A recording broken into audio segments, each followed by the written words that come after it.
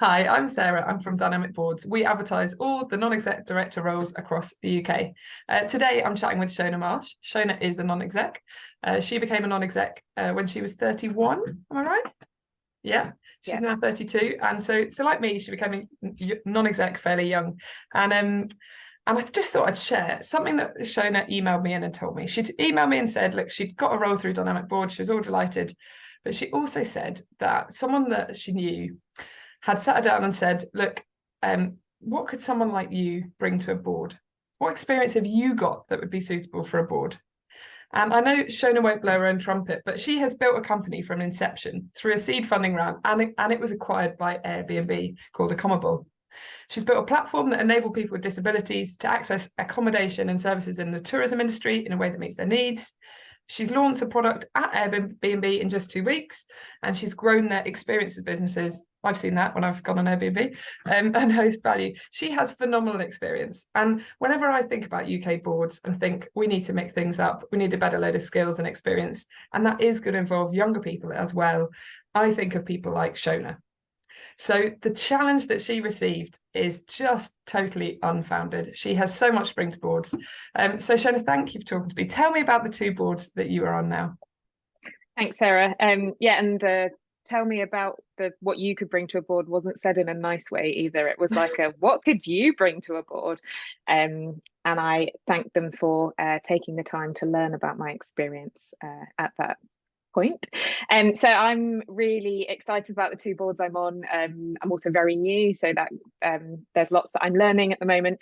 The first is the charity called Disability Snowsport UK, and they provide snowsport activity and opportunity for people with various disabilities and abilities. And then I have recently joined the board of VisitScotland, who are the National Tourist Board for Scotland, obviously. And so they're quite different in that the first board is a charity. It's a sports and activity board, and it's in the disability sector. And the second being an arm's length government organisation that acts as the marketing agency and to promote to increase value and volume of tourism across Scotland. And so they're very different roles, but they're both a huge part of my background, both working and personally, in terms of like the categories and sector that they cover. So feel really privileged to be able to contribute in a different way to both of those sectors. Brilliant. And tell me about your journey to end up on those boards, Shona. So my background originally professionally is in the tourism industry. So working in tourist boards, started front visitor desk at a visitor centre, and then I've worked back through sort of back of house activity in tourist boards as well, and arm's length tourism organisations. And then through that became really interested in accessible tourism. And so that was sort of looking at how we promote and connect the dots and provide services better for people with different disabilities. And that led me to the startup. And so then at the startup, which I joined as the first non-founder on the team.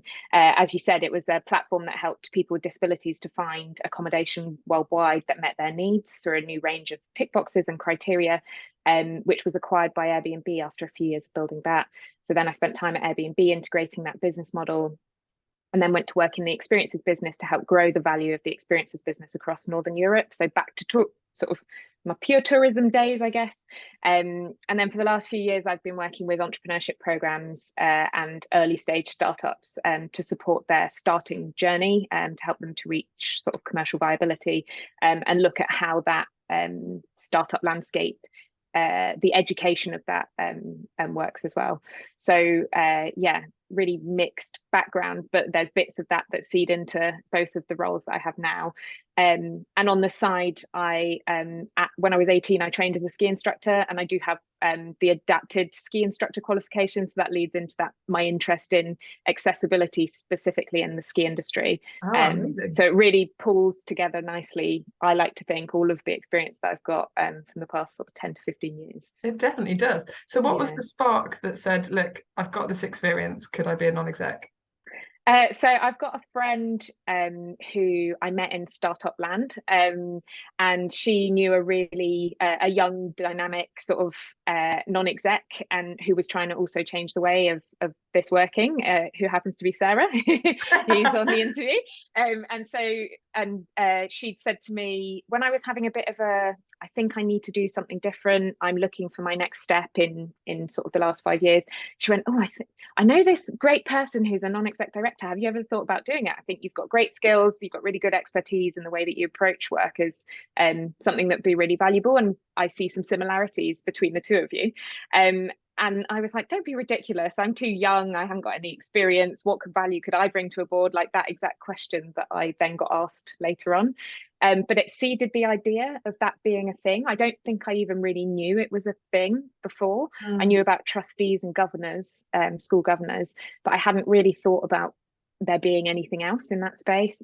And so once it had seeded the idea, I sort of thought, oh, I wonder if I like being self-employed or having lots of things in my pot, because I'm interested by loads of things. I get energized by learning about new things and having lots of things going on.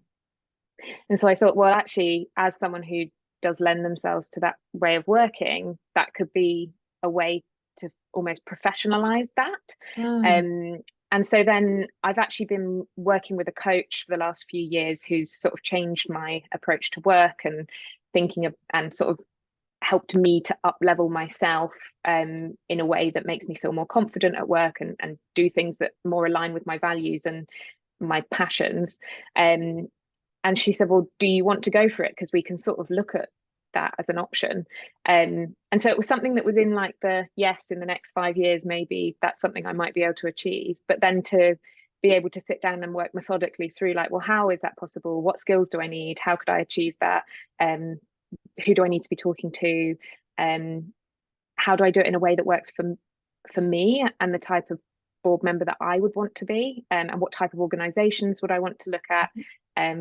And then serendipitously, it's sort of all come together in a quite a short space of time. Yeah, so I think, and lots of people, there's one phrase that I think comes into this for me, and you know, in life, lots of people get given oh, you're so lucky. Oh, you're so lucky that that thing happened to you. And then there's this really great definition of luck I like, which is it's when preparation meets opportunity. So if you're not sort of pushing towards something, if the opportunity comes up, you'll miss it. Whereas if you sort of know that's something you want, and that's the thing that I've been working on, or that's those are the skills I've been looking to try and improve, or those are the things that I really want to like add to my collection of things that I'm interested in or want to do. By having that motivation forwards, it means that when those opportunities came up, I was able to sort of capture them. So for Disability Snowsport UK, how did that one come about? Did you approach them? Did you see an advert? Yes, I'd been looking out. That was my number one organisation that I wanted to join as a trustee. And I've known about their work for a long time through my work in the disability sector and sort of love of skiing. And so I just kept an eye out. And I think when I found one of their old job descriptions online for their trustees when they were doing recruitment 2 years ago. And so I had that as like a basis of, okay, here are the skills they're looking for. How can I sort of work on those and make sure that I have those to show when the opportunity comes up? And I thought they probably wouldn't be recruiting for a while if they'd just done it. But then one came up just sort of a couple of months after I'd sort of put a flag on, let's keep an eye out for this. So that was just looking at keeping an eye on their social media and did you know and being on their LinkedIn page. I didn't know anyone on the board. Brilliant. No. This is what I love. I love proper independent members joining a board. And then for Visit Scotland, what happened with that one? So that was on dynamic boards actually, which is how we ended up having this conversation. I'd registered for dynamic boards a couple of years ago when Saj had said you should look at it, and I did it as a like, look, I've registered. I've listened to you, and I'd just been keeping an eye out, and again, like looking at the types of roles that were coming up and whether there were any that interested me, what sort of sectors I might be interested in, and if ever roles came up that would suit me. And I thought that was maybe like in 5 years' time there might be an opportunity that comes up there. And then the Visit Scotland role came up probably April, May time Yeah, this year, April I time. think. And I was like, oh, Scotland, love Scotland. I've lived there before and I've got good personal connections to Scotland. And I've always loved the work that Visit Scotland do, like having come from the tourism industry. I think they're really high class in terms of how they operate and what they put out from like an external perspective. Yeah. And then the fact that they'd advertised on dynamic boards gave me a bit of a boost in like, oh, well, they're obviously looking to diversify their board or make sure that they've got diversity at like the front and center of what they do. And now that I've joined the board, I can see that that's a real genuine intention from them, which is really great, both at board level and in-house or internal. And so I thought, oh, well, I'll keep an eye on it. I'll have a look at the job description and see what comes up. I don't think my CV is ready for this. I don't have enough experience. And then really randomly, like some time opened up in the week and I thought, right, I'm going to sit down with this and I'm going to see what I can get out of it. Mm-hmm. And I'll just see what the application process is like, because this would be really good practice for me to get my CV in the right shape, to answer the right questions, to know what type of questions are asked. And so I put an application in and then I got invited to interview and I thought, oh, that's really weird. I'll prep for the interview because you have to do a presentation and sort of I'd done lots of research on the types of questions that were asked. And I was like, this is really great practice to put all my skill set into the questions and to see where I am in my preparedness for being able to do this. And I had the interview and I thought, oh, I really love that. I really, really love that. I just love talking about tourism. Yeah, I love talking about tourism. I love talking about all of the challenges that are in the industry at the moment as we come back from COVID recovery, as we look to create a greener, more sustainable future in tourism, which is a big challenge. And I thought, oh, that would be really cool, wouldn't it, if I could join the board now? Like, that'd be quite a big achievement. But I knew that I would probably be up against people with 30, 40 years experience, you know, that the classic sort of level that you would join a board. And I thought that was great experience. I'll get some really good feedback and I'm really pleased with what I put across. So I thought that was brilliant. And I was like, great, tick, done my preparedness practice. And then it turned out that I was appointed in the end, or recommended for appointment by the minister. And that's led to me having joined the board at Visit Scotland. So it's been, I guess that's that luck piece, like preparing, making sure that you're always prepared for an opportunity that comes up, and trying to overcome those voices that are telling you not to do it or that you're not ready. Because the only way you'll be ready is by practicing and by sort of pushing upwards towards that goal. And I think that working with a coach has helped me to have that one, accountability for pushing outside of my comfort zone, but secondly, also actually being able to do the preparation with someone who's got your best interests at heart as well, and is really direct and honest and gives good feedback, which is something that you need as a board member as well. So yeah, it's been really great. And really surprising.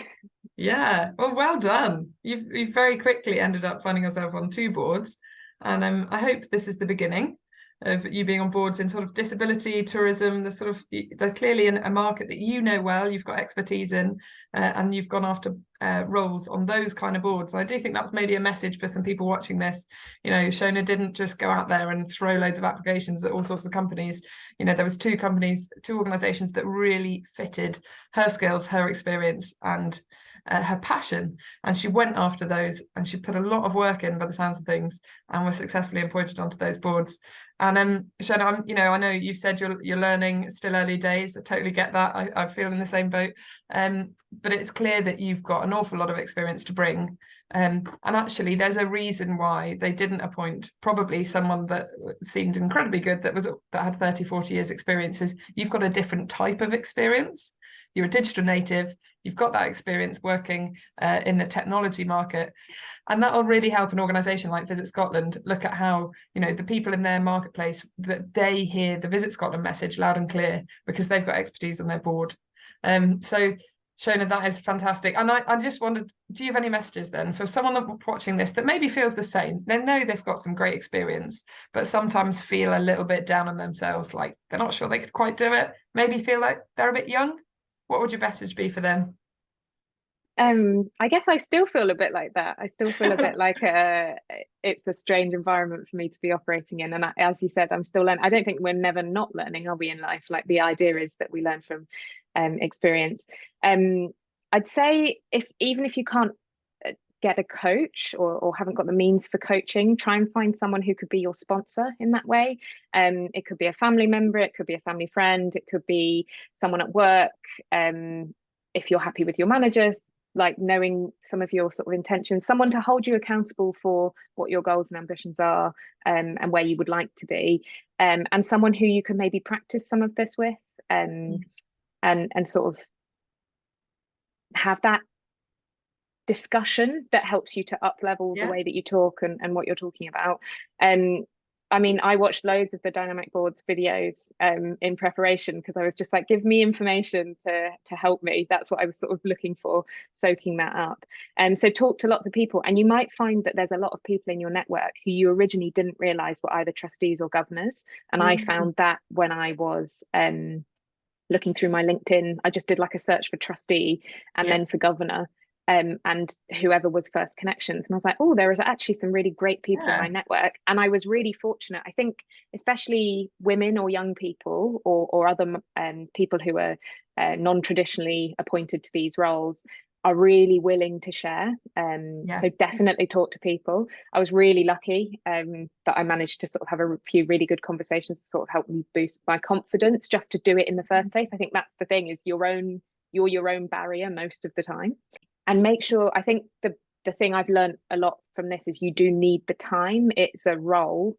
It's not like if you want to have impact, you have to put the time into reading the papers, to understanding what's going on, to getting to know everyone, thinking about the way that you can contribute, upskilling yourself outside of those meetings, and feeling like you actually are a valuable contributor. And for that, you do need the time. So make sure that you've got the time, and give yourself the time to be able to do that as well. And that's something I'm still working on. Obviously, we all are. So yeah, give yourself time and commit to the work that you're doing. And any hints and tips for sort of when you do get a board role, perhaps with your Visit Scotland one, what are sort of, you've had 2 meetings, any tips for people as they just start out? Absorb. I'm spending a lot of time absorbing everything that's going on and writing a lot of notes. While I don't necessarily always go back to those notes, it's just that's my way of learning better. It's always been my revision skill, is like rewriting everything, sort of cements the information. And part of what I've been doing in that is I've been writing down and writing every question that every other board member has asked in those meetings. Because your role as a board member, as I'm understanding it, is to ask the questions that help the executive team to think more about what they're doing as at the operational level. And so by understanding, for me, what other board members are asking, it firstly helps me understand the level at which we're asking questions. It helps me to think about the profile of each of the other board members and what they're contributing in the area that they've got expertise and specialisms in. So I can either go to them, or I can then think about actually, where is there a gap that I have ability to ask a question in as well. So by learning that, you're sort of really understanding both layers of the board and the organisation and how they operate. Yeah, I think, and then do it your way. Don't try to fit in. Like, they've appointed you for a reason, and I am still trying to find my place in both of these, I think. But yeah, they've appointed you for a reason. They tell you that as well. They want you to bring whatever it is you bring. So don't try and fit in with what you think the way it should be done is, but have a think about where you give your value, and where you think you can contribute with sort of impact. Yeah, and Shona, that's amazing to hear. You sound incredibly diligent and incredibly hardworking in your approach to this board role, and I know you'll be adding loads of value there. And I think that can be a message, actually, when you do appoint people and they're earlier on in their non-exec career, the chances are they're going to put even more work into making sure that they deliver value for the board. which is fantastic for that organisation. So there's another reminder of why it's really good to have a mix of ages, backgrounds, and of non-exec experience, because you've got that fresh thinking. You know, you're coming at it with your own approach. I haven't heard anyone else say they've written down every question that the rest of the board are asking and why. And that spotting those gaps and things, that's a really smart thing to do, and good challenge. There's something I recommend to you. Charlotte Valleur's written a free resource. It's like a little book, and it's got basically it's called Right Questions to Ask or something like that. I'll put a link below. And it's basically loads of suggestions of questions that non-execs should be asking their board. Oh, I love that. And I'm sure that you sound like you would really enjoy that resource as well. Yeah. So Shona, thank you so much. And maybe we'll catch up in a year or two when you've got your 5th board role. I think this is enough for me to be dealing with for now. Yeah, I've got a lot to learn, and I really, as I said, like, you want to have the time to add impact. So maybe in the future, but for the next 3 to 6 years, these are my roles, and I'm going to see what impact I can have. Yeah. Brilliant. Well, Shona, thank you so much, and Thanks, I'd love Sarah. to keep in touch. Thank Take you. care. Bye.